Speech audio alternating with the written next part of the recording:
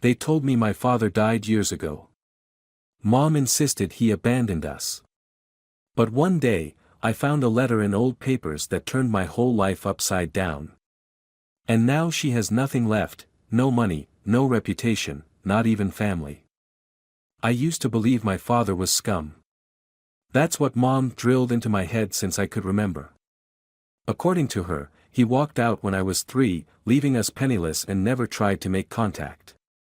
We lived modestly in our small apartment, constantly juggling bills while she worked 2 jobs to make ends meet. I grew up convinced that if I ever met this man, I'd spit in his face. Our neighborhood in Boston wasn't the worst, but it wasn't great either. The ancient radiators barely worked in winter, and the ceiling leaked when it rained. Mom would tell me stories about how we ended up there, how my father drained their joint account before disappearing, how she had to start from scratch. Each story reinforced my hatred for this phantom figure who had abandoned us. I remember asking about him once when I was 12.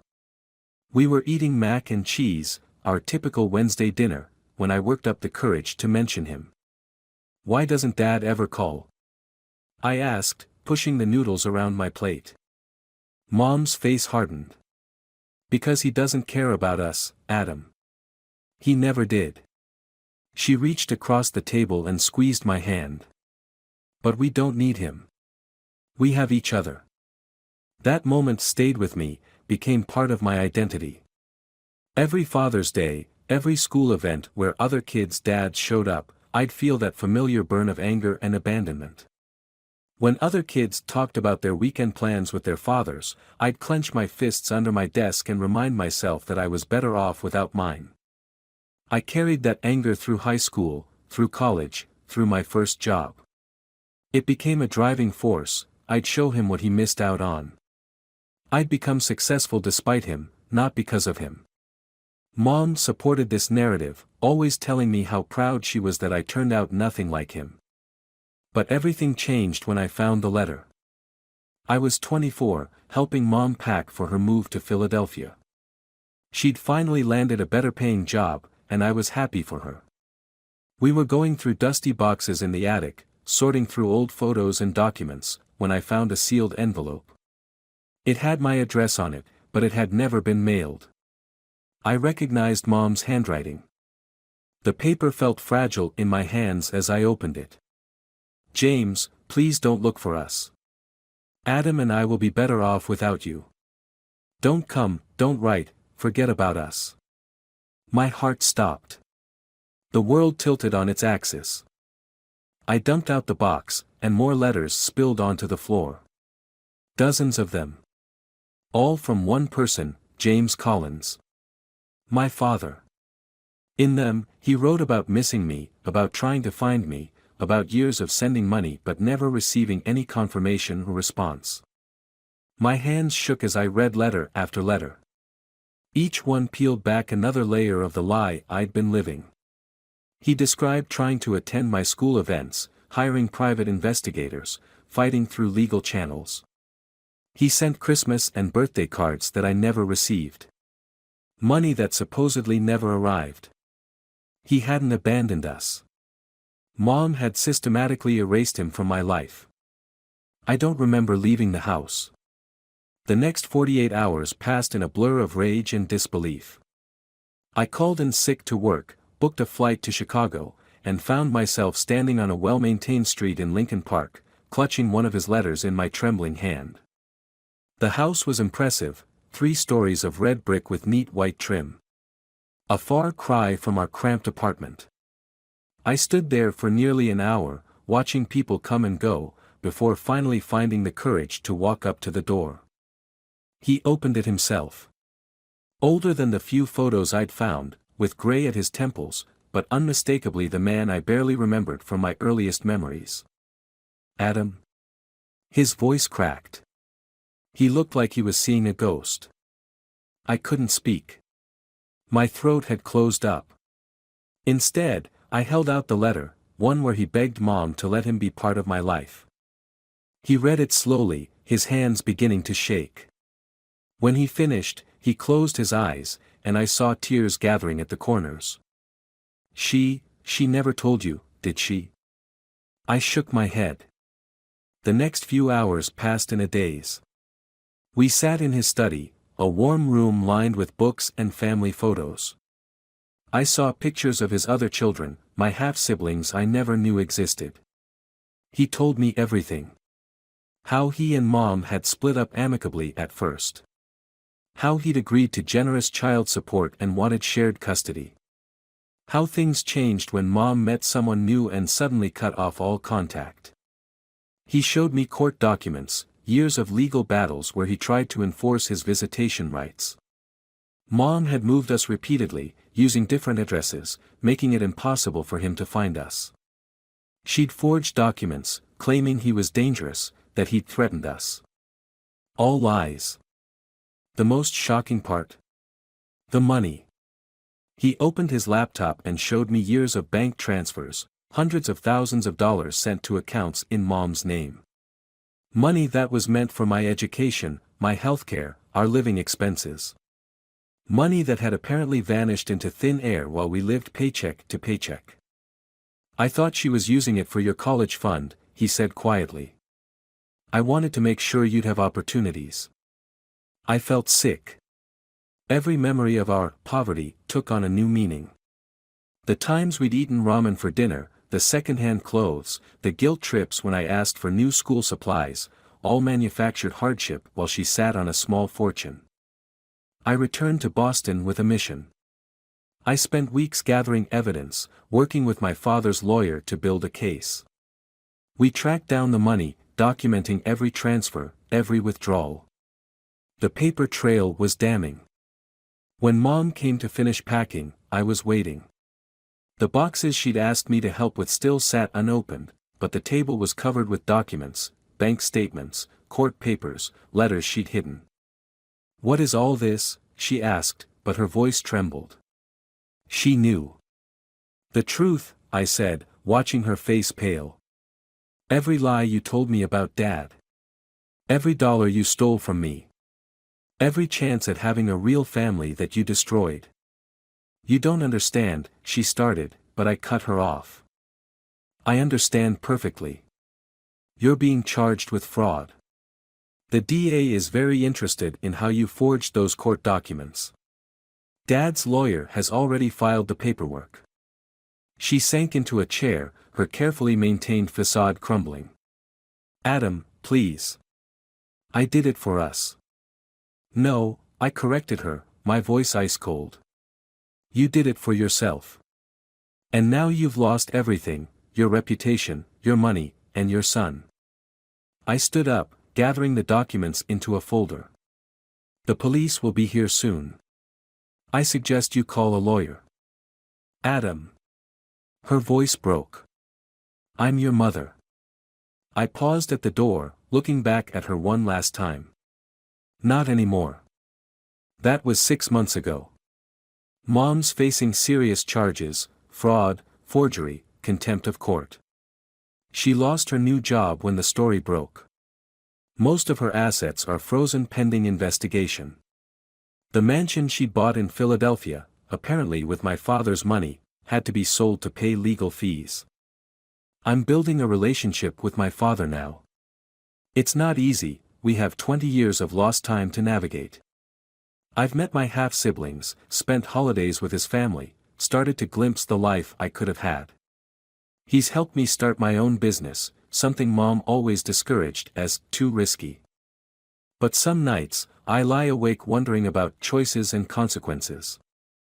Mom's life is destroyed, she's facing jail time, her reputation is ruined, and she's lost everything she built on her lies.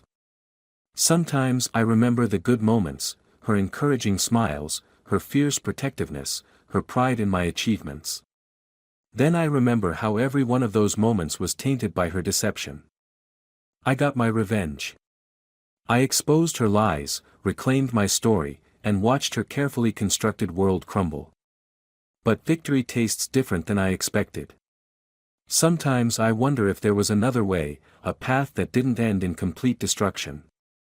Then I read Dad's letters again, 20 years of desperate attempts to reach his son, and I know I made the right choice. The truth had to come out, no matter the cost.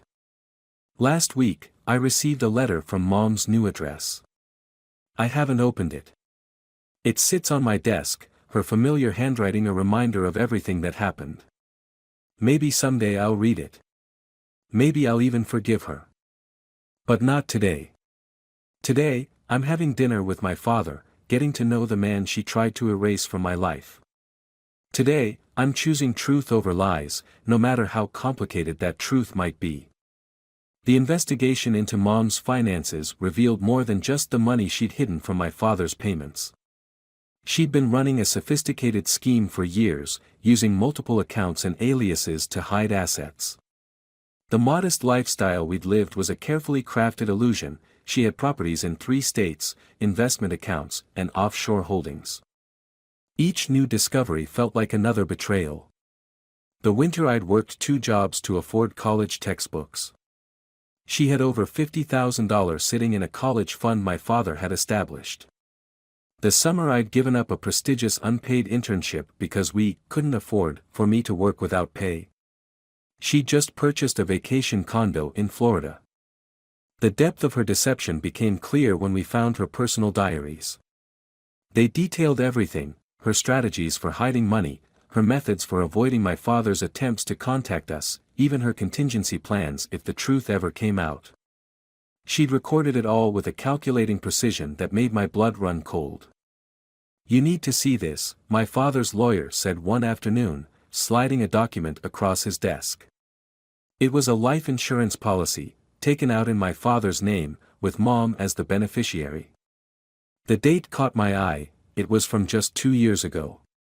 "She told everyone I was dead," my father said quietly. "Created a whole story about a car accident in Europe.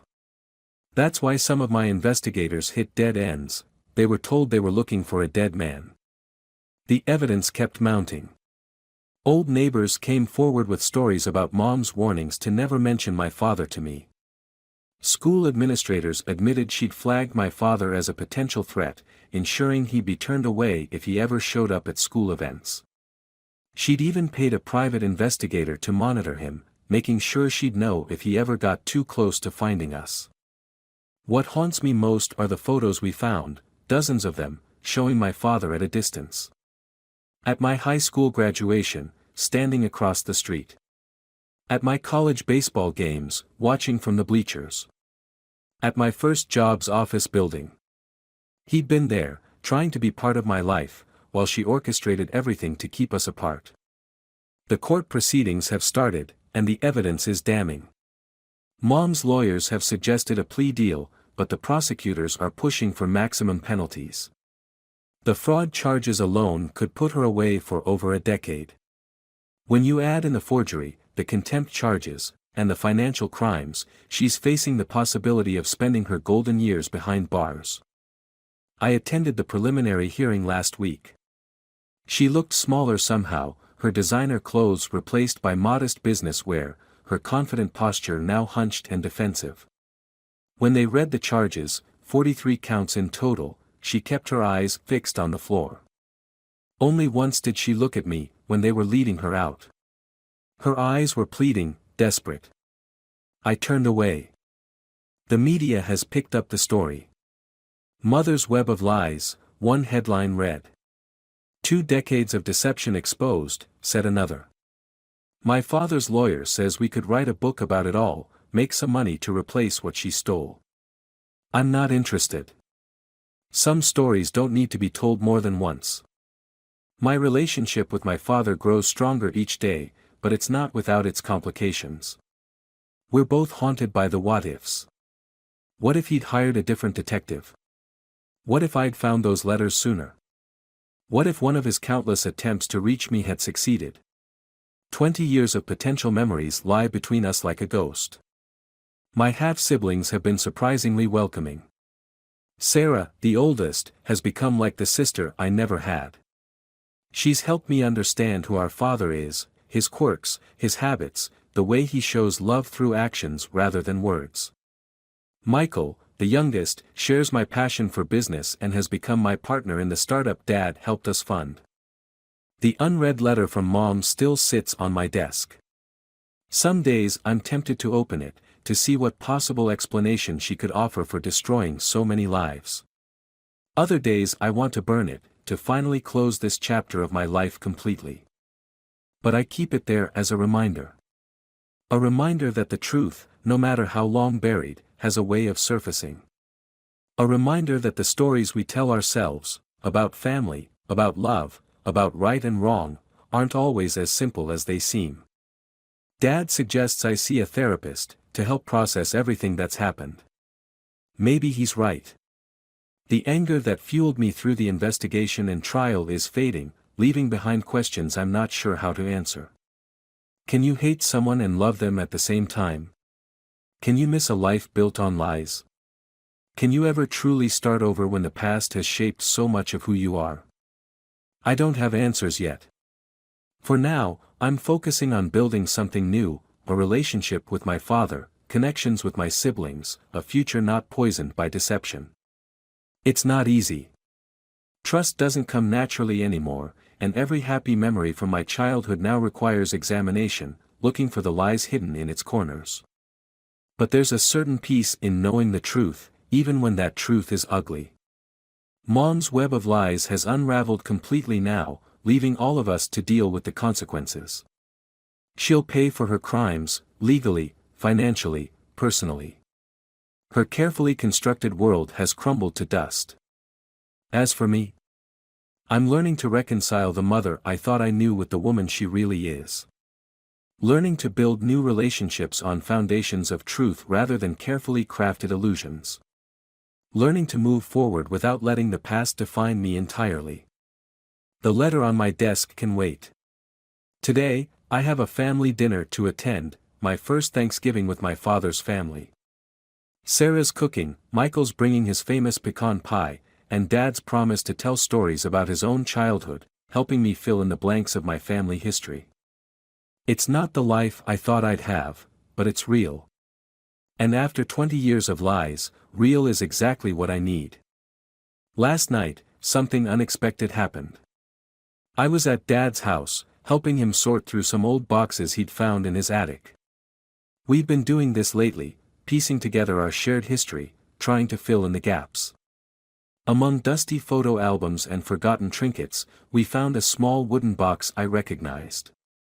"That's mine," I said, surprised. "I made it in woodshop class when I was 13. Dad's hands trembled slightly as he held it. "Your mother, she must have sent it.